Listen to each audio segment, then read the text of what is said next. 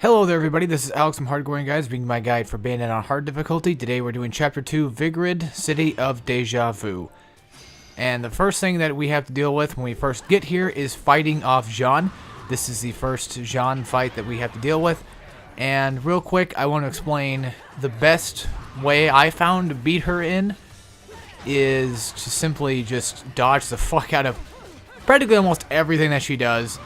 I know the whole Panther thing I keep doing is kind of cheap, and like, you know, just mashing the dodge button is kind of cheap, but it works for me, so it might work for you. Now, there is a thing with dodging with her. I didn't do it in this fight. I didn't try to, you know, mash the dodging button as much as I could because I wanted to make this a fair fight, and I didn't want to cheap it out as much and seem like a pansy. But here's the deal with her. She attacks constantly. Like, she attacks quite a lot, and she's really annoying with it. And you can dodge practically pretty much every attack that she does. Now, the thing with her, though, is once you dodge her main normal attacks, like punches and kicks and stuff, you don't get witch time off it. If you dodge a Wicked Weave attack, you get witch time off it. So use that to your advantage, like right there. See, I only got witch time because of Wicked Weave. She has like a couple health bars and that's it, so she's not really that bad of a fight. She does become more prominent later on. I think we fight her like 3 times this entire game. I'm not really sure. I don't remember. And whenever she glows red, that's when she's about to do a Wicked Weave attack.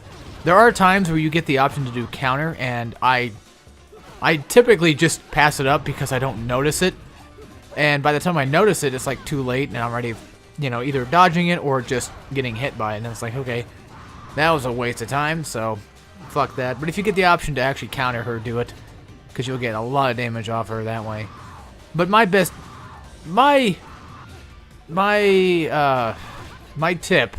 tip is to just dodge all the time. Just dodge everything. Try to get, you know, the witch time on her and just get the attacks going in like that. Now, that kick move right there, that's actually a pretty good one too, because for some reason, okay, so Jean likes to evade a lot too. And if you can get her to evade backward, which is pretty much all the fucking time, she'll always try to create distance between you and, you know, you and her. So, if she was to dodge backward, having that extra, like, kick move that comes out is actually pretty good. I'm not exactly sure of how to do the command itself. I want to say it's like triangle, triangle, wait, circle. I know it's a kick move for sure. Or no. No, it's, you go into a stomp and then you go into, like, a far kick. The far kick has, like, a really, really good range to it, too. And it can do a little bit of damage. Sometimes I hit her, sometimes I don't. So that's a good one to go for as well. If you guys can do that, go for that. I'm not exactly 100% sure on how to do it again. But if you guys can figure it out for yourselves, then you should be good. Which, whenever I play the game, like, it comes to me. You know, it's like, oh, I know how to do that. And then, like, when I'm actually watching it, like, trying to figure out how to, you know, do the command itself, it's like, I don't know. I don't know shit. So this area here is kind of a pain in the ass because you have to deal with not only just the regular angels, but the flying angels too. Which the flying little small ball angels aren't really that bad, to be honest. They do have this stupid ass attack where they can shield themselves to where you can't really attack them. So just wait for that to disappear and then kill them off like that. I'd say focus on the main angels first and then deal with the small orb bastards next. That way, you know, you might be able to get some health out of it too. There are There are gargoyle statues around here, so that way you can use that to get health and other extra items out of it. So if you needed those, then I'd say grab those. Problem is, we're standing on top of, like, we're standing on a wall, so my money and all that stuff will fall down. And I really hate that, though, too. To be honest, Vigrid is actually one of the more iconic places for Bayonetta, I feel like, because this city is just a really, really nice city, to be honest. And Bayonetta really does a great job with its design. And I like Bayonetta 2's city as well. It's got some good designs to it. But I mainly like Vigrid, or Vigrid, whatever you want to call it. I like this one particularly because we do come here a few times. And this one's not really that bad looking. It's kind of small and, you know, just the right size for me, I guess. So to speak. It's got a really nice, relaxing atmosphere to it that I really enjoy. And they have a lot of breakable items in this area, of course. So after we meet up with, I think his name was Luke or something like that. Or was it L? No, unless that's a kid from the second game. I don't remember. Anyway, after we meet up with him for the first time, we are greeted with angels once again. Now, these are more of the weaker, like, basic enemies like we fought earlier, so they're really not much of a threat. And I think this is the fight where you have to fight big guys that come out later too, the bigger enemies. These guys with the health bars are a huge pain in the dick, though. Typically, they drop weapons, and I love the weapon that they drop. It's a bow / like whip weapon, and we're gonna be if I ever had the chance to use it more often, we're gonna use it a lot more often. There is actually a secret mission where you're supposed to use only holy weapons, and if you're playing that mission, make sure you try to grab the arrow and just dodge away, get as far away from enemies as you can, and get that charged range shot on them, because you can almost decimate them one hit with it. It's really good. The good thing about fighting these angels, though, these basic angels, is they tend to drop weapons for you. So, of course, as you know, having weapons in this game almost guarantees, you know, a deadly kill for you. You know, you could just easily kill them with it. These guys, what do they call them? Enforcers? I don't remember. Anyway, these guys are not that tough. We fought, I think, one before, if I'm correct. And I think we have to fight 2 here, I think. And one of them I don't end up killing, but he disappears and comes back later, I think. So that's the whole thing with him. They do have that little... Yeah, we did fight one before. They do have the little red thing on the back. Remember to attack that. That's pretty much their weak spot. All I'm really doing right now is I'm just dodging him as much as I can. He's really slow, so he's really easy to dodge. Trying to build up that witch time so I can get, you know, attacks on the other enemies. And not only that, but also get my witch power bar, like my magic bar, you know, filled up so I get the torture attacks. Because, you know, torture attacks in this game are the most beneficial thing that you can do. 1, they give you iframes, and 2, they do a ton fucking damage. And I think they also drop more money, and sometimes as their health. So, luckily I got a chance to pick up the bow again. Like I said, if you see it, just use it to your advantage. Just don't worry about using the whip part of it. Just do the circle attack. Get that range shot. Just dodge out of the way as much as you can, and then really just fuck them up. Now, granted, there are cars and stuff that you can pick up and throw at enemies. I don't really ever do that. I do it sometimes, but I don't see it that useful. It's not really that effective, to be honest. You know, if I can't kill a small basic enemy with like 1 hit with a car, then it's like, oh, okay, this is just useless. Or even get knocked back with it. I just feel like it's pointless, to be honest. But I do it sometimes just to be cool and try to look cool in these videos, because that's what I do, is try to look cool, you know? Try to look hip with the kids nowadays, right? So anyway, we're done with that. We got a couple bullets on hand, and they got hit by a fucking like tram car there. So I think there is something back there. I'm not 100% sure. Either we can come back there later, or we have to go there before it closes. I think it's either a secret mission or it's a verse.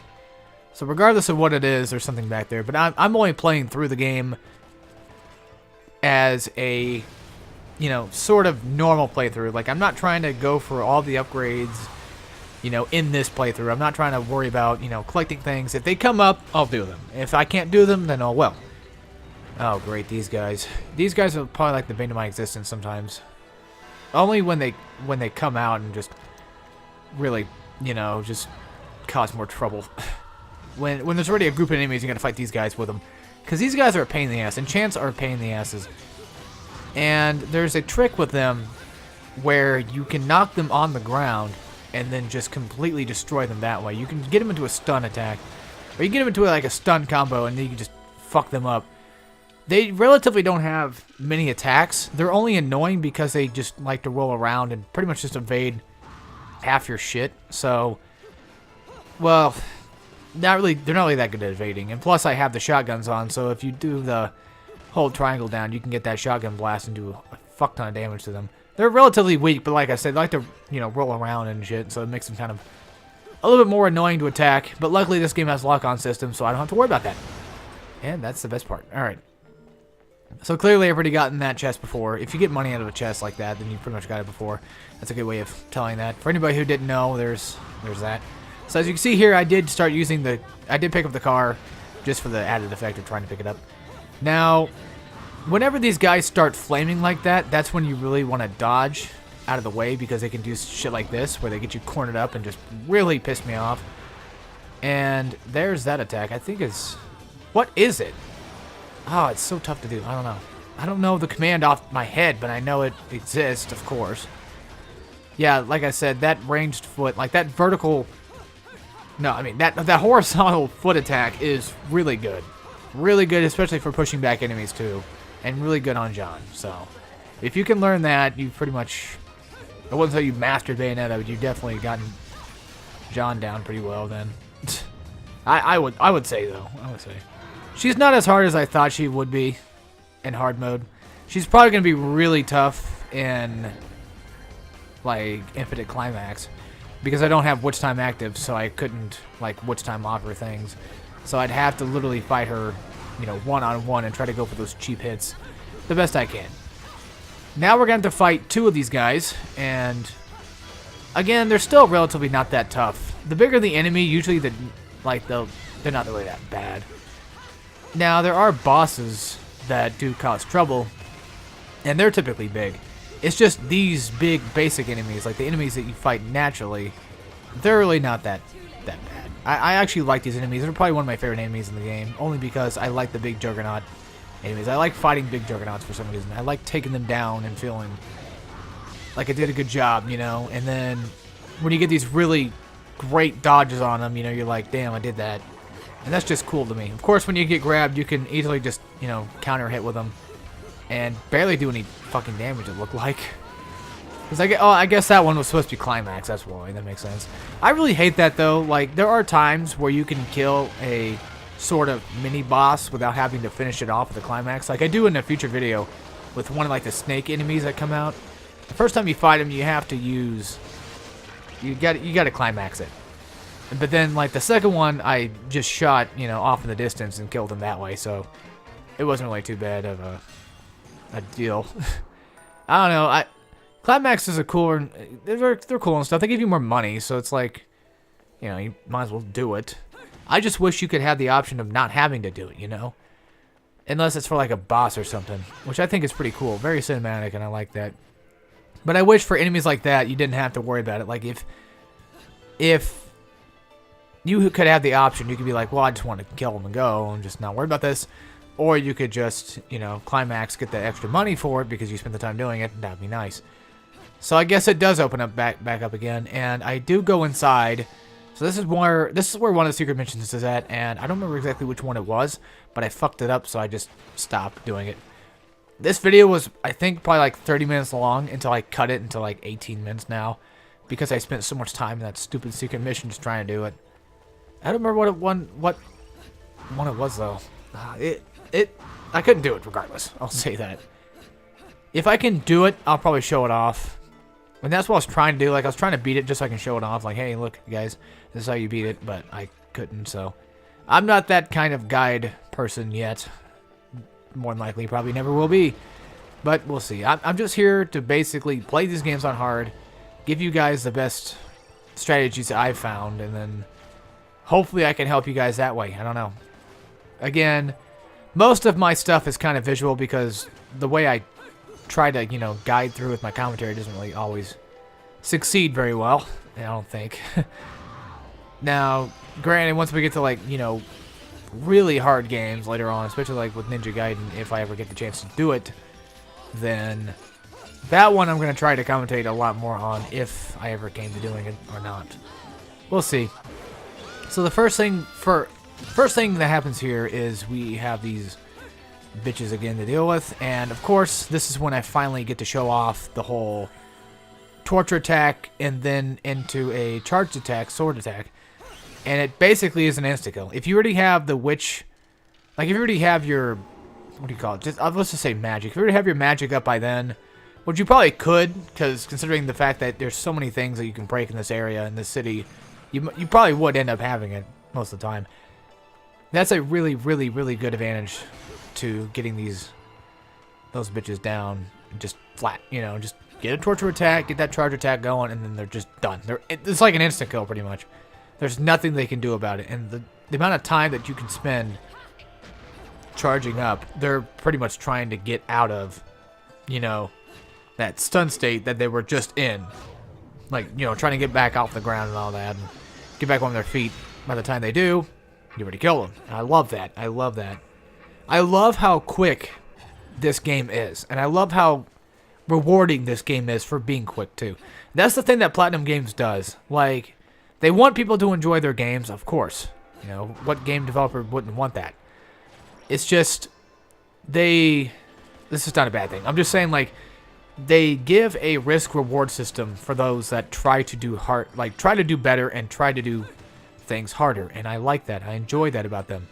You know, same thing with Metal Gear, you know, Rising, which I didn't really feel like the reward system was that great in the game because there really wasn't much you could do with it. But, you know, you have the Zandatsus, you know, which if you can get that, you get your full health back and you get some points out of it. So, you know, it was a risk you had to take. You know, do I risk trying to slice these guys up and get the Zandatsu, you know, and try to combo into it? Or, you know, do I get fucked by some big bulky dudes and not get it? I don't know.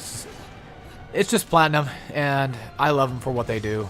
I gotta be honest, I didn't care for Nier Automata that much, and that's one thing I'm probably gonna get flagged for, but I just didn't like it as much as I thought I was going to.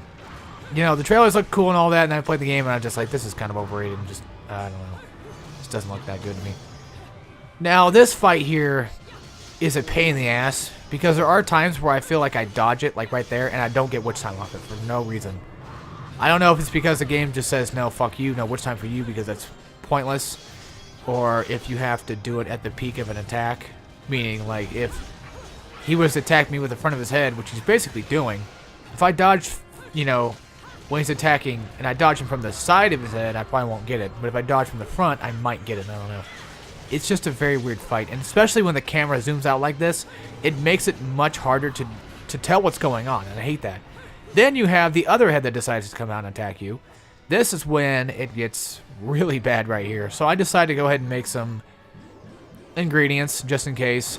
You know, I'm not above using items. I'm going to get stone rewards later on throughout the game, but I'm trying to do this in the best way I can. Plus, if you guys need items, you can always go play normal mode and just grind up for money and go buy them, or just go play through normally easy and just go get them from, like, missions and stuff.